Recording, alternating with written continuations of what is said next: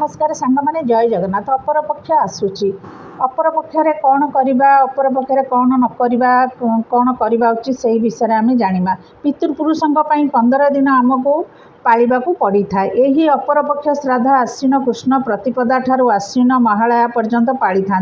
प्रत्येक हिंदू सारा भारत में घरे घरे यही श्राद्ध को करी थांती ताकू पितृपक्ष कहती अपर पक्ष मध्य कही थांती।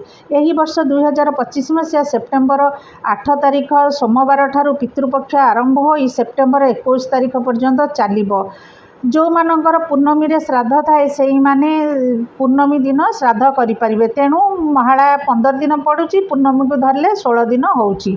तिथि अनुसार श्राद्ध और तर्पण करा जाई थाए। आश्विन कृष्ण पक्ष प्रतिपदा ठारू आश्विन अमावास्या पर्यंत पड़ुथुबा तिथि गुड़िकरे श्राद्ध करा जाई थाए। यही श्राद्ध 15 दिन पर्यंत होई थाए। यही 15 दिन जाक पितृलोकरू आसी मर्त्य लोकरे पदार्पण करती। तांकर तृप्ति पई तांकर श्रद्धा पई श्राद्ध तृप्ति पई तर्पण करिथाउ। जो माने यही 15 दिन तिथि रे श्राद्ध करि पारंती नाही से माने महालया अमावास्या दिन श्राद्ध देई थांती। आमे माने आम मानकर पितृपुरुषों को मने पकाइबा पई जेउ दिन से मानकर देहांत होई थाए जो तिथि रे देहांत होई थाए सेही तिथि अनुसार आमे एई श्राद्ध देई थाउ।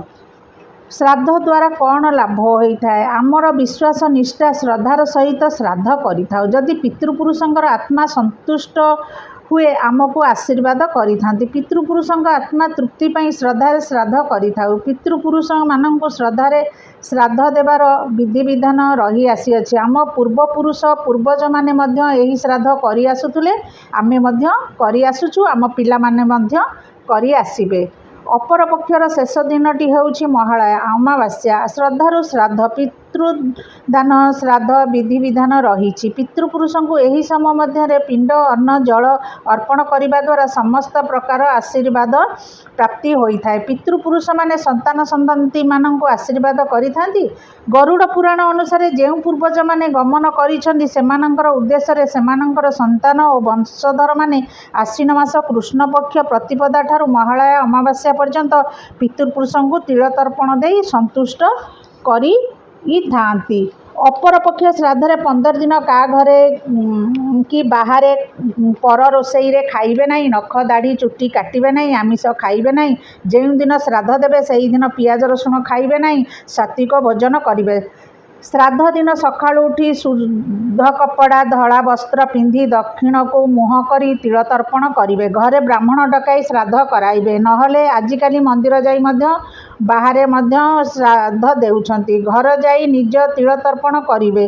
ताहले पानी ढाळ अक्षत धड़ा फूल कला राशि कुश नेबे। गोटिए पात्री नेबे। सेही पात्री रे टिके राशि कुश अक्षत फूल पानी देई निजर गोत्र पितृपुरुषों नाम रे ओं पितृभ्यो नम कही 3 थर जल तर्पण करिवे। प्रत्येक दिन जल तिल तर्पण करिवे। यही तर्पण ब्राह्मण माने घरे करि पारिबे। 2 हाथ रे कुश नहीं 2 हाथ जोड़ी आगछंतु पितर कही जल देई नमस्कार करिवे। ओं पितृभ्य स्वधाय नमः कही मंत्र उच्चारण करी 3 थर तर्पण करंतु। पिता पितामह प्रपितामह 3 पीढ़ी को स्मरण करी सेमानक नाम गोत्र रे तर्पण करंतु। माता मातामही प्रमातामही कही गोत्र और तांक नाम रे ओं मातृभ्यो स्वधाय नमः कही मंत्र उच्चारण करी 3 थर जल तर्पण करी जल देबे। यही परी मातांकर 3 पीढ़ी को तिल तर्पण करिवे। पत्र उपरे पिंड को रखी ओं पितृभ्यं नमः कही अर्पण करिवे। पिता पितामह प्रपितामह एकक पिंड दिया जाए। ब्राह्मण द्वारा ही तिल तर्पण श्राद्ध कराइबे। ब्राह्मण भोजन कराइबे। छंचा दान करिबे। सेथिरे चाउल मुग डाली हलदी जीरा परिबा किछि फल टंका दान करिबे। परे परिवार वर्ग को भोजन कराइबे। जहाँ घरे रंधा होइथिबो रंधा खाद्य को गोटे पत्र रे नहीं पितृपुरुषों उद्देश्य रे बाहरे रखिबे। ताकू गाई कुकुर कुआ खाइले कहती पितृपुरुष माने आसी खाइले बोली। पितृपक्षर यही 15-16 दिन कौन सी दिन रे पितृ को स्मरण करी जल तर्पण पिंडदान और श्राद्ध करा जाए। श्रद्धारु श्राद्ध या द्वारा पितृपुरुष माने संतुष्ट होइथांती। तांको आशीर्वाद मिलता है। यही परी साधारण भावे पितृपक्षरे तर्पण पिंडदान श्राद्ध କରିପାରିବେ।